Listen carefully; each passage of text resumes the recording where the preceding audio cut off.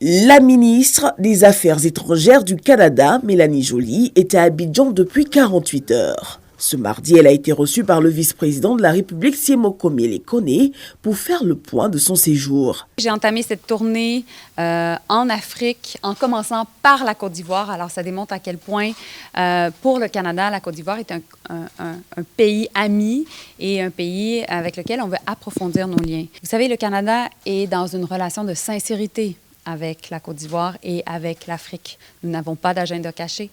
Nous n'avons pas de passé colonial ici en Afrique, ni en Côte d'Ivoire, bien entendu.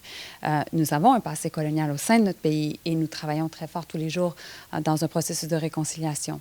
Mais voilà pourquoi nous pensons que nous pouvons avoir un impact positif autant pour la Côte d'Ivoire et l'Afrique, mais aussi qu'on peut apprendre des Ivoiriens et des Africains. Les relations bilatérales entre le Canada et la Côte d'Ivoire sont au beau fixe. Les deux pays ont établi des relations diplomatiques en 1962 et sont partenaires au sein de la francophonie.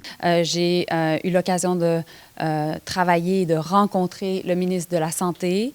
On a annoncé plus d'investissements du Canada en matière de vaccination pour contrer le paludisme, la COVID-19. Donc, on a remis les clés de 15 véhicules réfrigérés qui vont permettre le transport de vaccins partout à travers la Côte d'Ivoire. J'ai également eu l'occasion de signer avec mon collègue un nouveau partenariat de coopération commerciale parce qu'on veut davantage investir ici et permettre les investissements ivoiriens aussi et les talents au Canada.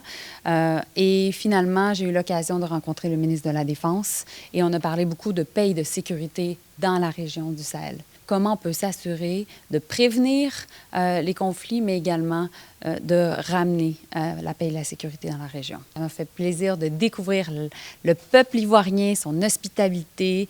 Et puis, sincèrement, je peux vous dire que vous avez un pays extraordinaire et j'ai bien hâte d'y retourner. Le Canada, qui soutient la réponse de l'OMS à l'épidémie de la variole du singe en Afrique par une contribution d'environ 1 milliard de francs CFA, vient d'annoncer une contribution supplémentaire d'environ 500 millions de francs CFA.